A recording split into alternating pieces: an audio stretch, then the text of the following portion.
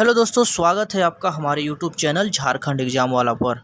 आज हम लोग पढ़ेंगे संज्ञा के बारे में कि नागपुरी में संज्ञा कितने प्रकार के होते हैं, संज्ञा किसे कहते हैं। देखिए, सबसे पहले कुछ परिभाषा के बारे में समझते हैं। कोई भी यानी कोनवे भाषा कर आपन व्याकरणिक विशेषता होवेला। मतलब कोई भी भाषा का अपना व्याकरणिक विशेषता होता है। नागपुरियों कर आपन व्याकरणिक विशेषता है, मुदा संज्ञा कर बाइबत नागपुरी संज्ञा हिंदी संज्ञा लखे है। मतलब संज्ञा जो है नागपुरी का, वो हिंदी संज्ञा के लखे है, माने हिंदी संज्ञा के जैसा ही नागपुरी का भी संज्ञा है। संज्ञा किसे कहते हैं, उसका एक परिभाषा जैसे हिंदी में है उसी टाइप का यहाँ भी है। जैसे संज्ञा से कोनो जिनिस, ठाव, भाव चाहे नाव कर बोध होवेला। यानी कि कोनो नाव, भाव, ठाव चाहे जिनिस कर बोध होवे उके संज्ञा कहल जाएला। संज्ञा कर नागपुरियों में हिंदी लखे 5 गो भेद है। समझ में आ रहा है कि कोई भी नाम हो, माने नाम हो, भाव, ठाव चाहे जिनिस, कोई भी चीज का बोध होए उसको संज्ञा कहा जाता है, संज्ञा कहल जाएला। ठीक है।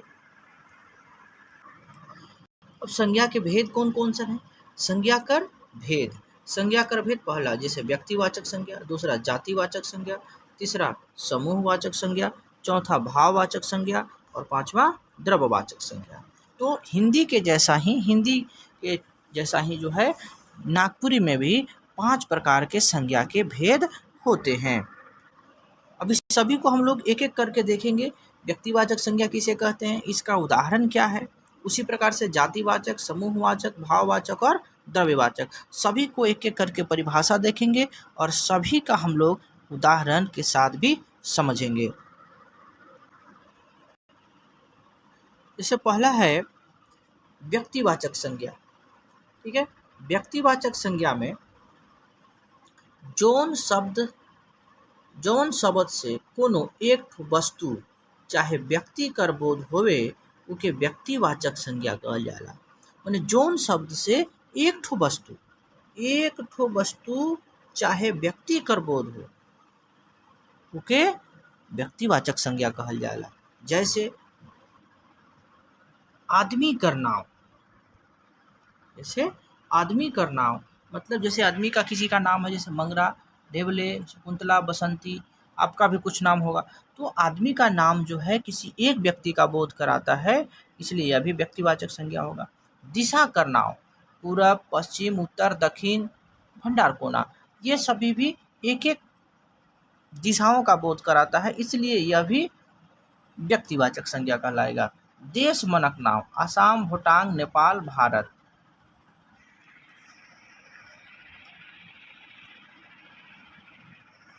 फिर है नदी कर नाव। ठीक है। नदी कर नाव कोइल, कारो, शंख, गंगा, जमुना। ठीक है। पहाड़ मनक नाव, पाट पहाड़, बंगरू पहाड़, डुम्बारी पहाड़, हिमालय, घेरा पहाड़। ठीक है। उसी प्रकार से किताब का नाम। ठीक है। रामायण। ठीक है, ये रामायण लिखा हुआ है। बाइबिल, कुरान, सहिया, पंजरा, स्मारिका, ये सभी क्या है, व्यक्तिवाचक संज्ञा के उदाहरण है। घटना और ऐतिहासिक लड़ाई, लड़का विद्रोह, सरदार विद्रोह, टाना आंदोलन। ठीक है।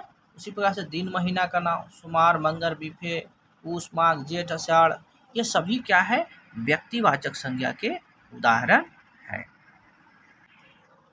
दूसरा है जातिवाचक संज्ञा। जातिवाचक संज्ञा किसे कहते हैं, जौन शब्द से कोनो एक वर्ण या एक मध्य कर जिनिस चाहे आदमी मनक बोध होवे उके जातिवाचक संज्ञा कहे। मतलब ये हुआ कि वैसा शब्द यानी जौन शब्द से कोई एक वर्ण माने एक टाइप का कोई चीज का बोध हो, या जैसे हित, नाता, काम, धंधा, ओहदा। ठीक है। उदाहरण में क्या आता है, जैसे बहिन, तो जितना बहिन है वो सभी जातिवाचक में आ जाएंगे। राजा, मंजूर, ब्राह्मण, राजपूत, मास्टर, ठग, ये सभी क्या है, जातिवाचक का। एक प्रकार से राजा का क्या है? जाति है। मंजूर का क्या है? जाति है। ब्राह्मण का क्या है? जाति है। राजपूत जाति है। मास्टर, जितने भी मास्टर हो गए सभी मास्टर जाति का हो गए। ठग तो सभी ठग जाति का हो गए। तो जातिवाचक संज्ञा। पशु पक्षी मनक नाम, जैसे घोड़ा, तो घोड़ा का अगर संपूर्ण घोड़ा की बात करेंगे तो जितना भी घोड़ा होगा सभी घोड़ा जातिवाचक में आ जाएगा। अगर किसी एक घोड़ा का नाम अगर होगा तो उस घोड़े का नाम अगर प्रॉपर रहेगा तो उसको हम लोग व्यक्तिवाचक संज्ञा बोलेंगे। ठीक है। मंजूर तो पूरा मंजूर का आ जाएगा। कौवा तो पूरा कौवा आ जाएगा। खरहा तो पूरा खरहा। लेकिन अगर किसी खरहा का एक नाम होगा तो वो व्यक्तिवाचक संज्ञा में आ जाएगा। उसी प्रकार से जिनिस मनक नाम, जैसे घर, गुहार, पहाड़, किताब, ये सभी किताब का मतलब सभी किताब का बोध हो रहा है। पहाड़ मतलब सभी पहाड़ का बोध हो रहा है। अगर किसी एक, जैसे हिमालय पहाड़ तो एक व्यक्ति, एक विशेष एक का बोध हो रहा है, इसलिए वो व्यक्तिवाचक संज्ञा हो जाएगा। लेकिन अगर पहाड़ कह दे तो सभी पहाड़ों का बोध होगा, इसलिए जातिवाचक संज्ञा हो जाएगा। पहाड़ जाति का ही बोध हो रहा है, इसलिए जातिवाचक संज्ञा कहलाएगा। ठीक है। अब यहाँ पर तीसरा नंबर में है भाववाचक संज्ञा। जौन शब्द से आदमी चाहे जिनिस कर गुण या ओकर दशा कर बोध होवेला उके भाववाचक संज्ञा कहल जाएला। जैसे बुढ़ारी, जवानी, अकबकी, दुलार, ममता, एरगा, सहियारो, गुतियारो इत्यादि।